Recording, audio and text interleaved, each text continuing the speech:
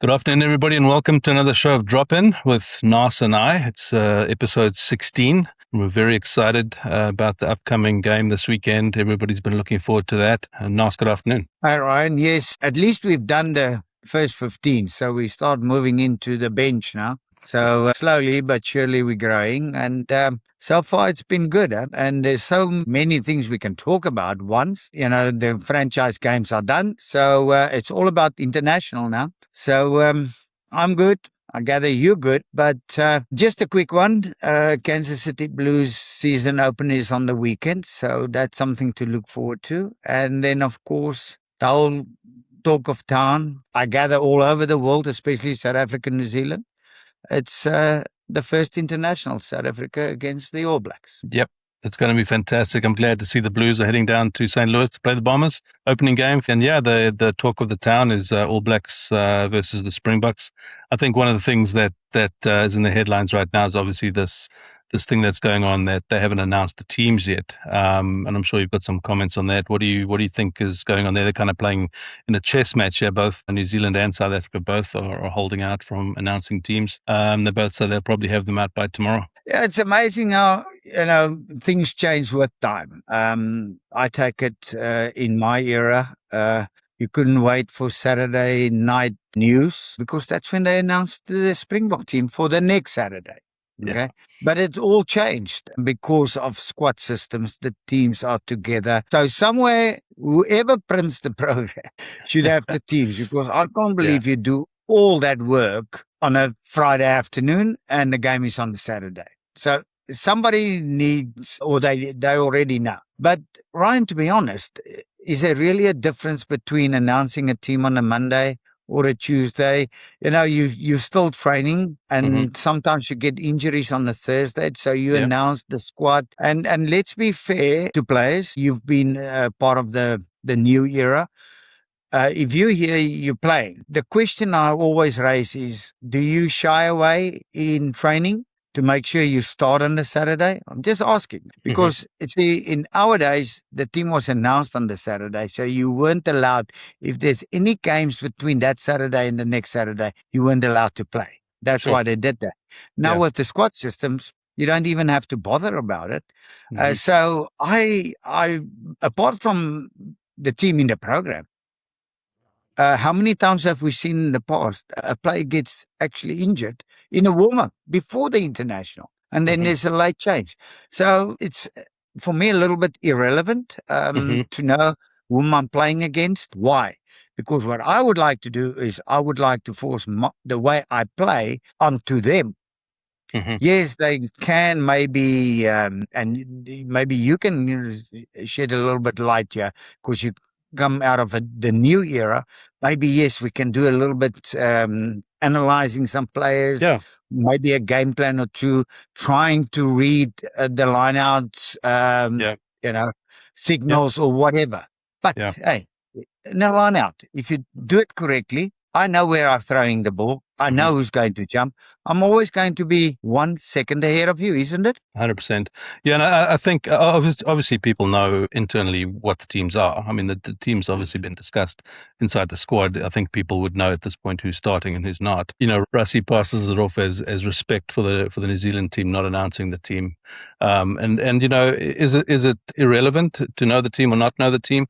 I think the New Zealand managers and team are going to understand or know pretty much who's going to be starting in that game. I think we all do, barring one or two players. So you can build around that. I think it's obviously nice for a team to understand the starting 15 so they can potentially structure their team around that. But it's not going to change either team radically in either way. I don't think someone's going to say, well, if this guy's starting, we're going to put this guy in, right?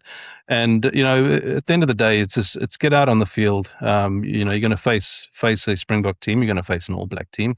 And you play against the team that's on the field and you try and beat them. So, I mean, there's no reason why you need to announce a team. I don't think anyway, but they will tomorrow, and then everybody will have to comment on that. I think the media will jump in and comment on it too. But to your point again, the programs need to be printed so somebody knows who the team is, and we can speculate who the team is right now, we pretty much know who's going to be starting, and yeah, it's going to be a great game. So that's an interesting turn, and the way they're kind of playing chess against each other, and nobody's budging on the announcement of the team. And I think we'll know tomorrow who's coming out to play, which is great. So we'll see who it is, and I'm sure it'll be a great game. Yeah, just adding to what you've just said is inside the squads, they definitely know who's going to start on Saturday. Okay, that we know. Okay, but our coach always had a spy. It was always lovely. Okay, then he will phone and we will get the messages as the week, progressed towards the game. Okay, and it was always funny. And he said, "Okay, they're going to do this, they're going to do that." So I know they would like to. Maybe they do. They will definitely not tell you if they do. The guy that's doing, the inside information, give it to the other team. He's definitely not going to tell anybody. He's, spying on the team. But it's just adding to all the drama. And I think that's, that's what it's all about. It's entertainment. Yes, it's all about the win. At least here you've got 4 internationals that you can play. So you just don't want to lose in the long term. But you've summed it up. And I think we all agree. The team or the squads know who's going to start. So the players that's starting, mentally, they will be prepared. Absolutely. Hopefully, on both sides, there's no late injury. Because let's be honest, or that's the way I would think. If I'm in the starting lineup, yes. If I'm on the bench, yes. If I'm not in or on the bench, I think mentally you switch off a little bit. You put in everything to assist the team or the squad to perform every training at its best. But mentally, you're not really in it. Or do you think it's maybe not true? No, I think you're right. I think obviously if you're not on the bench and you're not in the team, you're obviously you're kind of mentally preparing, but you're not at the same level of preparation that you would be if you were in the team or on the bench. And we've seen it as recently as I think against against Argentina recently, there were some injuries. I mean, I think Eben and Sia got replaced the night before the one test recently. So, people are going to have to step up. I think both teams have a game plan going in already. We know that, and I think it's going to be interesting to see how the Springboks attack the All Blacks. Are they going to attack from the forwards? Are they going to open up wide? Are they going to, what are they going to do? That's going to be interesting for me. And then obviously with the All Blacks, we've seen them playing this expansive wide rugby where they're moving the ball around out wide. Just watching them play, are they going to be able to do that against the Boks if the Boks dominate them up front? If you don't lay that foundation up front and you're playing off the back foot or you're trying to scramble to get the ball out, then your backline's not running onto the ball. You're not going to be able to do that. So, both teams will have game plans set and in motion right now, of course, before the test. And that's what they're going to go with. And, the players that have been selected to play and start will know that. The bench players will know what they're going to do. And then if somebody gets injured and someone steps up, of course, they're going to know what's expected of them and what the game plan is. And they should fit in just fine. One of the big questions for me is we've watched the All Blacks playing against the provincial teams. They have not come up against the bomb squad. The players coming on in the second half fresh, basically replacing most of the forward pack and a couple more. That's something that's going to be very interesting for me to see how they handle that portion of the game, because the teams they've played so far in South Africa, I think we've all kind of thought, has it been good for the Springbok test coming up? Has it been beneficial to the All Blacks that they have got their tails up and they're playing, good open rugby against these teams? But, they haven't faced the full box squad. They have not faced the bomb squad for a while. So it's going to be very interesting to see how that all unfolds. Yeah, you're talking the way each team might play. And I think Rassi actually summed it up nicely by saying, we figured out what our DNA is, how we want to play. And I believe the All Blacks, it looks like they've settled a little bit. They're looking a little bit more composed. Now, was the opposition organized enough in the last 3 games to actually test them? I want to agree with you. I don't think so. Yeah. I think it gave them a little bit of a confidence booster going into the international. But you can easily get maybe ahead of yourself. thinking everything is actually fine. And then suddenly on Saturday, it's a different ball game. But, we can just speculate because, and I know that with the new, I believe, calendar, schedules, squats, training, weeks after weeks after weeks. I don't think there's too many surprises that you can put on the table to surprise the opposition. Yeah. The most important thing is, if I look at, let's say, the box quickly, what do we need, for argument's sake, on Saturday? Is our kicking game should be A+, for argument's sake. The defense we know, lineouts we know, scrums we know, backline, if there's one or two opportunities, use it. Surprise them a little bit. That's it. Yeah. If you look at the All Blacks the last 2 years, what was their biggest downfall? Too many penalties, extremely number of silly handling errors, losing the ball in the tackle, basic mistakes. Now and I think we did speak about this, is that we haven't seen that in the last 3 games. It looked like there's a little bit more flow. There's definitely a better tempo. They bring all 15 players into play, but you've hit the nail on the head. What if the first scrum is not going their way? There's a little bit more pressure. They on the back foot instead of on the front foot. Then everybody from 9 to 15 is going backwards instead of going forward. Then that's a different ballgame. Absolutely. Now you need to start thinking, taking serious decisions under stress in difficult scenarios, and that's where the class will come out. Now, I believe both teams do have enough class to actually not disappoint anyone going to the stadium or watch the game. 100% agree. I think the players on the field and hopefully the leadership on the field will be able to adjust accordingly during the game. Right? We've watched games recently where teams are just not adjusting. They have a game plan, they try and stick to it for the entire game. When something's not working, they don't change it. But yeah, I think suddenly if we find ourselves on the back foot, or if New Zealand finds themselves on the back foot, they're going to adjust pretty quickly. And I think the game will open up for them.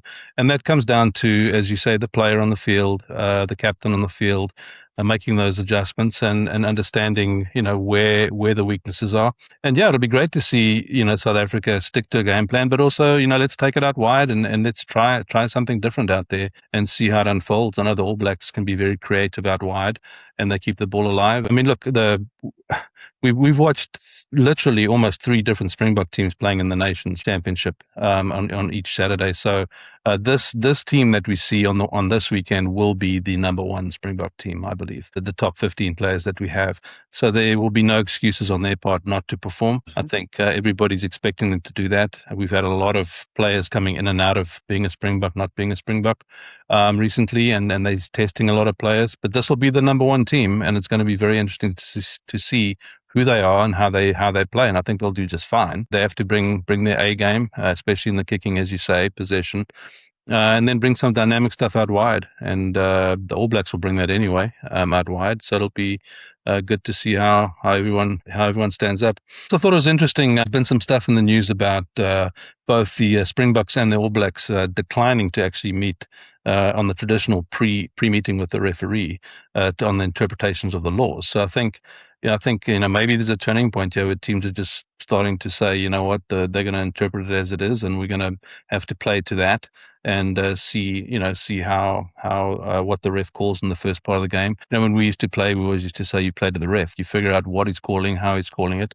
and you adjust. There's no reason pointing fingers and saying, hey, he's doing this or that, he's not calling that. If he's allowing the other team to do it, you do it too, and you adjust during the game. And so that was an interesting little tidbit that we came across this week. Yeah, but I believe it's an easy call because South Africa do have a ref that's with the squad holds, huh?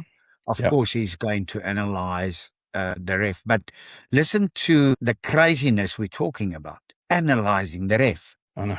Really? There's a law book. Right. Just apply the laws according to what you see on the field. How can you analyze the ref? You need to analyze the laws. That's what you need to do. Making sure you play according to the law.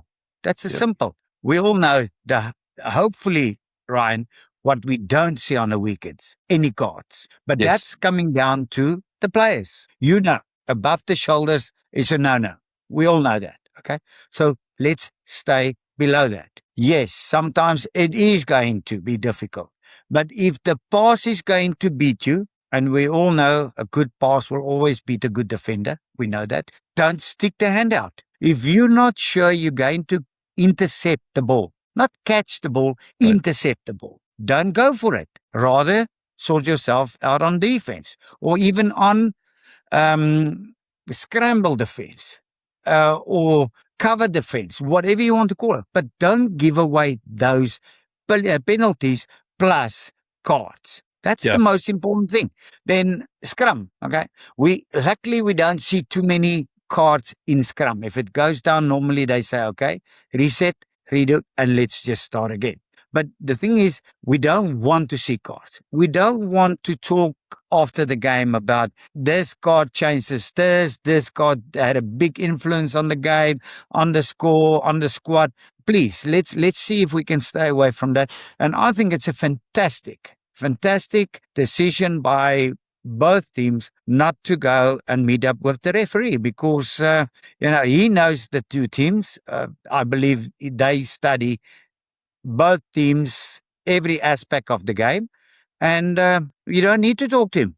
All he Yeah. needs to do is to be fair and give a proper performance on the field. Yeah, and just to talk about the cards a little more, you're absolutely right. Discipline's going to be critical. We're seeing a tremendous amount of cards really on the defensive side when the other team is 5 meters out. I think we see a lot of infringement there with penalties, and obviously they're coming in from the side and offside and all that.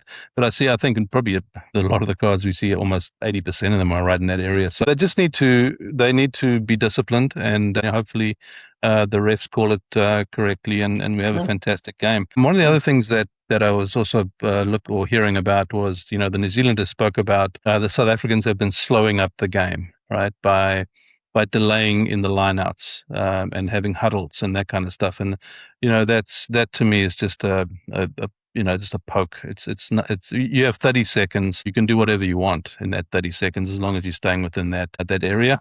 So I'm not sure there's any grounds for complaints there by the New Zealand team. But to me, the Springboks are well within their right to do what they're doing and should be able to continue doing that. They're not slowing the game down. They're just huddling and making sure that they have the right call and going back into the lineup and playing. No, I'm not pointing a finger. I'm just giving you sort of a general, let's say, attitude towards this. It started with COVID, you know that, where the teams were allowed to outside the lineout, get their calls ready, and then join the lineout and then play starts. But they're still doing it today. And to be fair, I am absolutely in agreement with whoever is complaining about it because it's absolutely nonsense. Mm-hmm. You've trained for 5 days, for argument's sake. Lineout's definitely a big aspect of the game. Then you go outside the lineout. Everybody first walk extremely slow. Then they get in a huddle. Then they make the call. Then the hooker goes to the touch. Okay. Feet inside the field instead of outside the field. That's not according to the law. Then he overthrows the ball in any case. And it's 2 minutes later. Right. No, seriously. Get into the line out. You know your calls. And I agree. That's why I say I'm not pointing a finger because everybody is doing it. Everybody. Right. And it should actually stop because it is absolutely nonsense. They're wasting a lot of time. Yeah, they should change the law then. If they should change the amount of time that you're allowed between that, because I don't think anyone's violating the actual clock. I think they're just using it to the full effect of what it is, and it's slowing it down. Maybe they are going over it. I don't know. I don't time it, but they started the thing where they kick with a kick. You have a certain amount of time to take a kick because people are taking too long to kick. You're smiling. When you luckily you brought it up. Because when I ask a kicking coach regarding why do they wait for the clock? Because a couple of kickers can handle the clock and a number of kickers just can't. There's too many things getting into the mindset and that's confusing the player. And then he misses easy kicks because we've seen it in the Currie Cup, in the NPC, in the URC, in Super Rugby. Easy kicks being missed because they focus on the clock and not on the kick. Now, do you really tell me It's your job. You're training every single day, 10 seconds longer, rest, waiting for the kicker to kick is going to make you a better player. No. Okay. That's just my attitude. That's why I said a kick should be 20, 25 seconds, max 30. Max 30. Mm-hmm. Not one and a half. Right. Not one and a half. It's too long. Yeah, agreed. Well, the game's at Ellis Park. It's bit of altitude there. I don't think the All Blacks have played at full altitude. They played one at Loftus, but altitude could come to play. I think the Boks are used to playing up at the altitude, and they've probably been training at altitudes. But lots of factors we're going to see on the field on the day. Hopefully, everyone shows up and everyone behaves themselves on the field, and the discipline's there. And we'll definitely be back after the game to chat about that. And for all of you that haven't subscribed, please subscribe to the channel. We've had a great turnout on the last one. We had a lot of people tuning in and listening, so I appreciate that. And we look forward to seeing you all after the game. Naas, I'm going to let you close it out today. Okay, just there. I believe there's still a couple of tickets left. Just buy these tickets and go and watch the game. Let's get a full stadium. That will help. That is definitely to the advantage of a home team. That's one. And then secondly, I believe they've been long enough in the country, so altitude won't play a problem. The thing is, the most important thing is it's the start of something extremely special. And I just wish every single player on both sides to go out and make their nations proud. Thank you, Naas. And we'll see you all next week after the game. Appreciate it. Thank you.